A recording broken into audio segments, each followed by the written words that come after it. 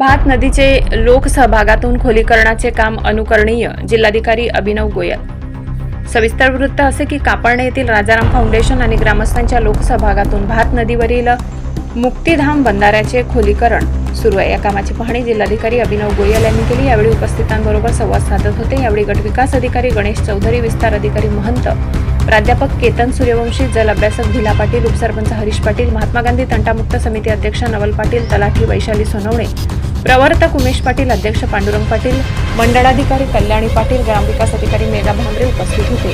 गावातच पाणी उपलब्ध झाले तर रोजगारासाठी इतर शहरांमध्ये जाण्याची गरज भासणार नाही, म्हणून लोकसहभागातून भात नदी बारमाही करायची आहे। शिवारातील सारे नालेही प्रवाहित करायचे, हाच मुख्य उद्देश भात नदी जल अभियानाचे असल्याचे मुख्य प्रवर्तक उमेश पाटील यांनी सांगितले।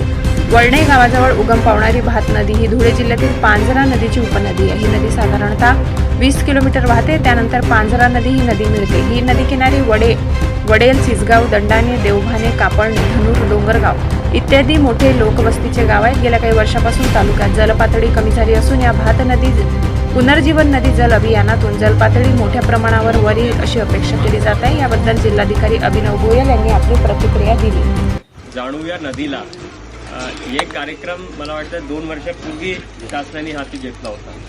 त्याच्यामध्ये रिव्हर रिज्युव्हिनेशन म्हणजे आपली जेवढी नदी आहेत ते कसे आपल्याला पुनर्जीवित करायचे।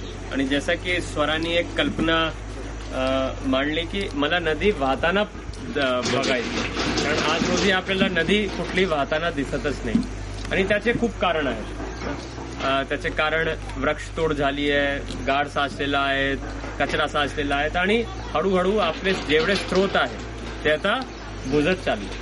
म्हणून कसे आपल्याला त्या पुनर्जीवित करायचे म्हणून हे शासनाने कार्यक्रम एक केला होता आणि त्याच्यामध्ये मुख्य एक उद्देश होता की लोकांना त्याची जाणीव करून द्यायचे। भात नदी जी आहे त्याचं जसे बोलले की 8-9 गाव त्याच्यात आहे, 22 किलोमीटरची ही नदी आहे। याचे काम सुरू झालेलं आहे। याला कसे पुनर्जीवित आणखी करता येईल याच्यामध्ये शासकीय मदत पण आपण करण्याचा प्रयत्न करू। जगातले काही इतर देश पाहिले तुम्ही, न्यूयॉर्क किंवा अमेरिकाचे काही शहर आहेत, मोठे मोठे शहर, तिथे पाणी टंचाई जाणू लागली आहे। याचा अर्थ हेच आहे की आपल्याला पर्यावरण संरक्षणावर काम करण्याची खूप गरज आहे। म्हणून नदीचं संरक्षण तुम्ही करा। वृक्षारोपण मोठ्या प्रमाणात यावर्षी आपल्याला आपल्या जिल्ह्यात करायचे। आम्ही कलेक्टर ऑफिस आणि सगळे एजन्सीज मार्फत आपण असं ठरलंय की यावर्षी 50 लाख झाड पूर्ण जिल्ह्यात लावायचे आणि ते लावताना लोकसहभाग, लोकांची मदत, मुलांची मदत, शाळांचे मुलांची मदत आपल्याला घ्यायचे।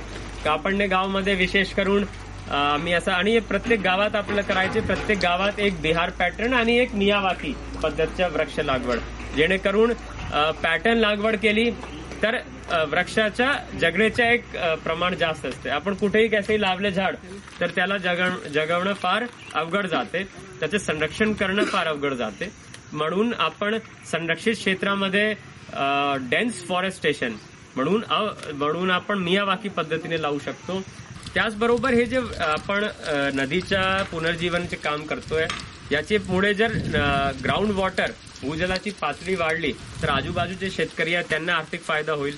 नरेगामध्ये कदाचित फलबाग लागवड, इतर प्रकारची लागवड आपल्याला करता येऊ शकेल। चांगला उपक्रम पूर्ण समाज, राजाराम फाउंडेशन, कापडणे गाव घेत आहे, त्याच्याबद्दल मी परत त्यांचे अभिनंदन करतो। यावर्षी चांगला वृक्षारोपण, नरेगा अंतर्गतही फलबाग लागवड काही शेतकरी करू शकतात, त्यांचाही माझं आव्हान राहील आणि नदी पुनर्जीवनचं काम आपण करूया असं मी आवाहन करतो।